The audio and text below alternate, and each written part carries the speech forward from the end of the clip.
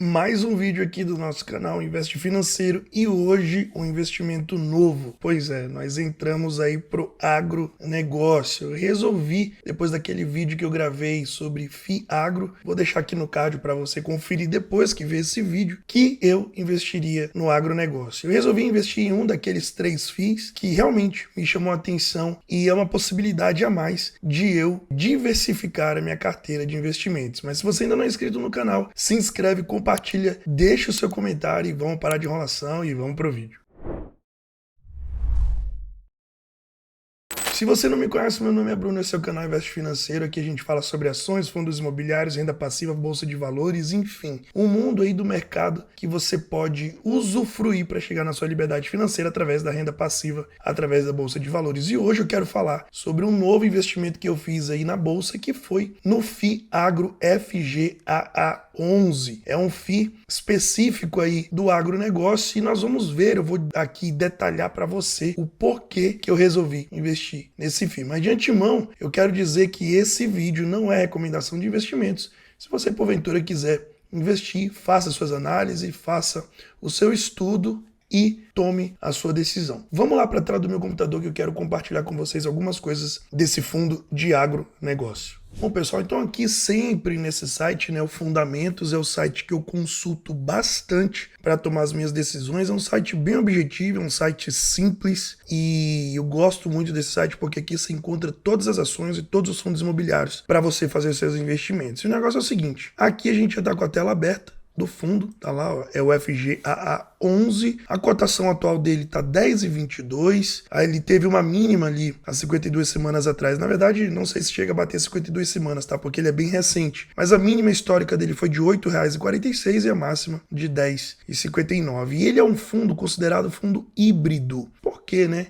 Se ele investe em cadeias produtivas do agronegócio, né? Por que ele é considerado um fundo híbrido? Nós vamos ver isso no relatório, tá? Mas eu considero ele como um fundo de agro, tá bom? Então aqui a gente tem alguns dados recentes dele, né? Já teve uma valorização aí de 20% no ano de 2022, um dividend yield próximo dos 8%, 7, 8% e um PVP aí na casa de 1,06. A gente vai perceber que esse tipo de fundo investe em várias coisas diferentes dentro do agronegócio. Eu vou te mostrar isso no relatório, mas antes, olha só. Aqui o Fundamentos, ele mostra para nós que ele tem 64% em caixa e os outros 35% em valores mobiliários, tá? A gente vai dar uma olhadinha mais a fundo nisso daqui no relatório. Quando a gente vem aqui pro histórico de cotação, a gente percebe, ó, que ele teve lá um começo em R$8, 8 e pouquinho, subiu até 10, caiu de novo. Agora ele deu uma caída perto de 10 e começou a subir de novo. Então, o fundo tá realmente numa tendência de alta. Ele começou a ser negociado ali no dia 13 de janeiro, né, na cotação de 8,51, aliás, no dia 12 de janeiro na cotação de 8,51.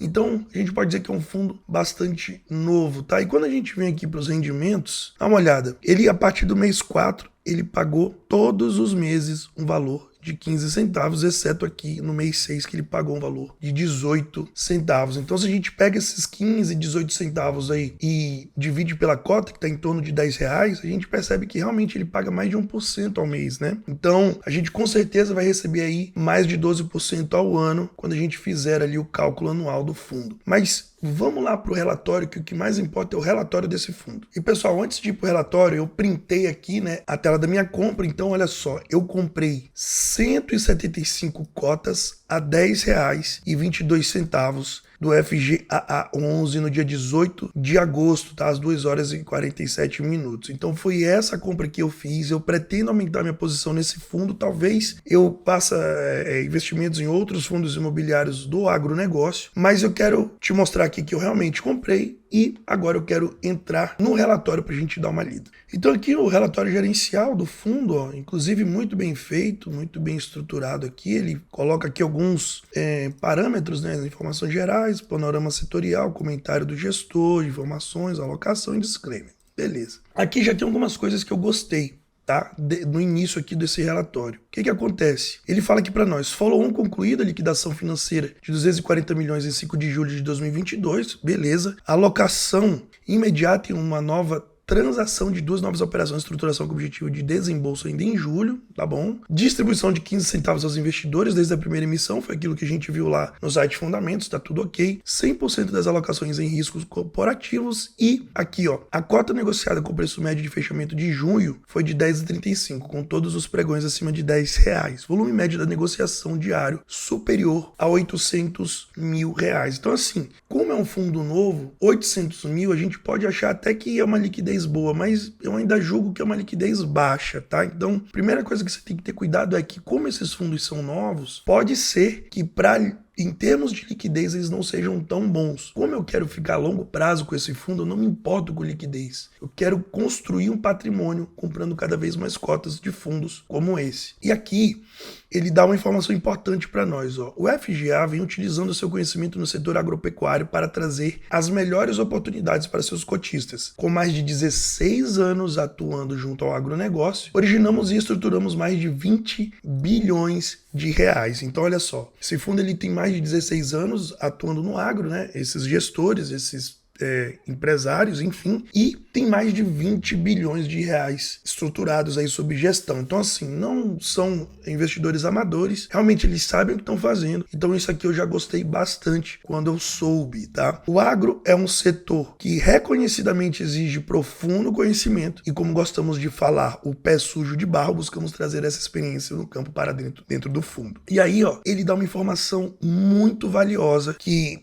eu não sei se as pessoas, né, quando investem leem, mas deveriam ler pelo menos uma vez o relatório, né, do fundo que investe. Olha só o que ele fala aqui. O agro é contracíclico. Olha isso, é contracíclico. O que isso quer dizer? Que às vezes quando as coisas estão muito ruins, o agro vai muito bem. Quando o agro está indo muito bem, pode ser que as outras coisas estejam indo ruins. Então isso pode ser até uma forma de hedge na sua carteira. O que é hedge, Bruno? É quando a sua carteira baixar, né, tiver uma desvalorização, os investimentos que você tem em forma de hedge, esses investimentos eles performam melhor. Então sua volatilidade ele diminui, tá? E ele continua. E portanto, o fundo pode ser um porto seguro para a volatilidade dos outros mercados, isso que eu acabei de falar. Com a capacidade de superar o CDI, outra informação importante também, isenção de imposto, a gente já sabe que fundo imobiliário não tem imposto, e qualidade de crédito, vamos construindo essa nova indústria de FIAGRO, que possui potencial para ser uma das principais estratégias de um investidor de sucesso. Nós somos focados no setor do sucro energético, e isso que me chamou a atenção, porque eles focam em cana-de-açúcar, que tem vários tipos de utilidade, né? Que possui oportunidades de crédito corporativo, balanço auditado, não concentrado, o que nós acabamos de dizer, né? A cana-de-açúcar ela pode ser usada para diversas formas diferentes e com empresas de faturamento de 500 milhões a 1 bilhão. Então, olha só, as empresas que o fundo investe são empresas que faturam de 500 a 1 bilhão, então não são empresas pequenas. Realmente o fundo aí sabe o que está fazendo, pelo menos pela carta, né? Aí pelo relatório a gente consegue perceber uma gestão profissional. Estamos também sempre atentos às oportunidades em outros setores do agro. Então isso também me chamou a atenção porque, pelo que eles estão querendo dizer, eles não vão ficar presos só à cana-de-açúcar, eles vão procurar por outras coisas para garantir retornos maiores. Então, lido aqui essas informações gerais, gostei bastante. Tem aí uma taxa de administração de 1,15% ao ano sobre o patrimônio líquido, eu não me importo, e uma taxa de performance de 10% sobre o QCD 100% do CDI ao ano também. Não me importo, porque se tem esse tipo de taxa de performance, o gestor vai buscar ir muito acima disso para ele tirar uma grana para ele também. E aqui nós temos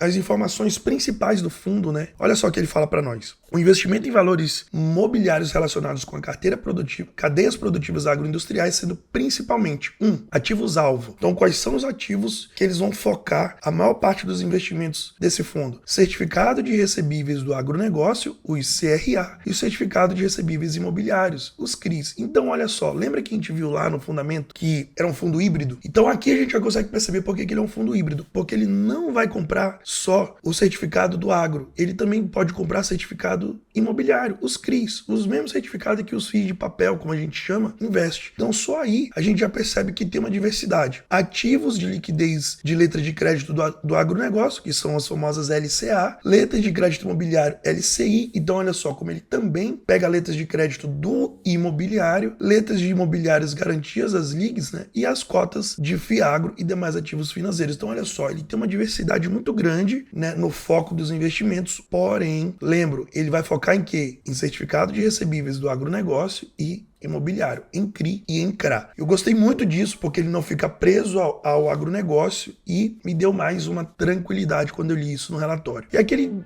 fala alguns dados, né? O dividend yield ao mês de 1,58, temos mais de 6 mil cotistas, o fundo com pouco tempo, né, de negociação. A duração média aí de 3,28, essa duração média é o vencimento aí dos CRIs e dos CRAs, né? Olha só, o rendimento tá 200% do CDI, né? Uma taxa média de aquisição da carteira de CDI mais 4,93, ou seja, os CRIs, os CRAs, eles têm essa taxa média de retorno, né? E alocados em rate superior a mais de 52% aí, alocados em recebíveis, né? De rating A, ou seja, de baixíssimo risco. Então, quando eu vi isso aqui, pessoal, eu já fiquei muito tranquilo aí para investir nesse fundo. E aqui ele dá uns dados interessantes, tá? Eu não vou me alongar muito, mas eu quero só que você entenda um pouquinho do fundo imobiliário. Aqui ele fala o seguinte, ó, nesse parágrafo aqui: setor sucroenergético, que é onde ele foca, né? Como os preços do etanol são limitados pelos preços da gasolina devido à diferença de eficiência energética entre os combustíveis, o etanol e o setor sucroenergético serão penalizados no curto prazo. Entrando um pouco mais no detalhe, já temos a clareza das seguintes mudanças de formação de preços do petróleo, do etanol e gasolina. Então, olha só, você tem que estar ciente que esse fundo, como ele investe no açúcar, na cana-de-açúcar, a cana-de-açúcar ela é tomada ali para fazer o etanol também, né? Então, a gente fica um pouco preso aí na oscilação do preço da gasolina. Se a gasolina subir, esse fundo vai lucrar mais. Se a gasolina cair, esse fundo vai lucrar menos. Por isso que ele falou que ele é contracíclico. Lembra que sempre numa economia de crise, né? Quando nós temos crise, o preço das coisas sobem. E o preço da gasolina subiu muito nesses últimos anos, a gente viu. Então, por isso que ele é contracíclico. Numa crise, ele vai performar melhor. Num momento onde não temos crise, onde a gente tem um controle dos preços ali das coisas, principalmente do combustível, talvez esse fundo lucre menos. Mas olha só o que ele fala aqui abaixo. Foi definido um teto para a alíquota do ICMS, recolhido sobre a gasolina entre 17% e 18% do país. Nos estados do Rio, Minas, que possuem algumas das maiores alíquotas do país, a gente sabe que parece que foi tirado, né, o ICMS aí recentemente. Então, provavelmente, aí a gasolina, né, o etanol seja vendido com mais facilidade, né? E foram retirados impostos federais incidentes sobre os preços da gasolina e do etanol em todo o país até o final de 2022, foi o que eu acabei de te falar. Com isso, houve a redução de 89 centavos por litro na cadeia de formação dos preços da gasolina e 24 centavos por litro para o etanol hidratado. Com a incidência de imposto para mais relevante, a gasolina, isso prejudica a competitividade do etanol. Então, o que é que acontece? Como foi tirado muito mais da gasolina, as pessoas vão preferir abastecer gasolina do que o etanol. E aí, com certeza, esse fundo pode performar um pouco pior, tá? O último movimento foi um pouco mais técnico. A gasolina e o etanol fizeram parte de um regime de substituição tributária. Com isso, os impostos são recolhidos na origem da cadeia. E aí ele fala, né, todos os fatores impactaram de maneira relevante os preços das usinas no curto prazo, já que as três medidas listadas acima vieram antes dos seguintes movimentos em que estão em discussão, né, nas casas legislativas. Tem a PEC 15 e a PEC 16, né, para que o ICMS incidente sobre o etanol em proporção semelhante à redução feita sobre a gasolina e trazer compensações tributárias direcionadas ao etanol devido à redução temporária dos impostos federais. Então, assim, estão tentando ver se conseguem fazer alguma compensação por causa da redução do preço, mas vamos ver o que acontece. Eu confesso para vocês que eu não me ligo muito nisso, tá? Porque tanto a gasolina quanto o etanol, eles são extremamente necessários para toda a cadeia produtiva. Como que você vai fazer transporte? Como que você vai fazer frete? Então, por mais que uma hora diminua, outra hora aumente o preço de uma coisa ou de outra, as fazendas vão continuar produzindo cana-de-açúcar, os fundos vão continuar investindo e a economia vai continuar girando e não tem problema. E aqui, pessoal, pra gente terminar, ele fala dos CRAs, né, que ele investe, ó. Então, ó lá, tem um em Alcoeste, outro em Batatais, outro em Lins, outro em Curiripe. E a gente pode perceber, ó, CDI mais 4,88, CDI mais 2,75, tem um de CDI mais 9, aqui a duração total, ó, 4,9, 6,3, 6,2, a duration, né, que é o tempo médio lá, ó, é exatamente aquilo que a gente viu no início, média de 3 anos a duration, né? Então, bem diversificado aí, com rentabilidades boas de retorno, tá? Aqui ele fala um pouco da alocação, ó, temos três lugares, né? Um em Fernandópolis, outro em Batatais e Patrocínio Paulista e outro em Lins, todos os interiores de São Paulo. Ele também fala aqui no final que tem novas alocações, ó, em Minas Gerais, em Alagoas. Então ele tem 5 unidades de produção, 3 polos distribuídos em 5 estados, que serão aí novas alocações desse fundo. Então você conseguir entender mais ou menos do que se trata o fundo, é um fundo de FIAGRO, porém ele não investe só em FIAGRO, ele está concentrado ali na parte da cana-de-açúcar que pode ser feita com etanol. Então eu resolvi investir nesse fundo, por quê? Porque além dele ser um fundo voltado para o FIAGRO, ele tem outras diversidades e está inserido num setor que realmente eu não tinha na minha carteira. Estude, faça suas considerações, baixe o relatório do fundo, entra no site da RI, dá uma lida com mais detalhes. Você viu também que tem novas alocações. Eu pretendo sim continuar investindo em FIAGRO, talvez eu faça alguma outra aquisição diferente dessa para diversificar mais a minha carteira. Espero que você tenha gostado desse vídeo, espero que você tenha entendido. Se você não é inscrito no canal, por favor, se inscreve, compartilhe esse vídeo com quem precisa dessa informação e muito obrigado por você ter ficado até o final do vídeo comigo. Um forte abraço, fica com Deus, até a próxima. Tchau, tchau.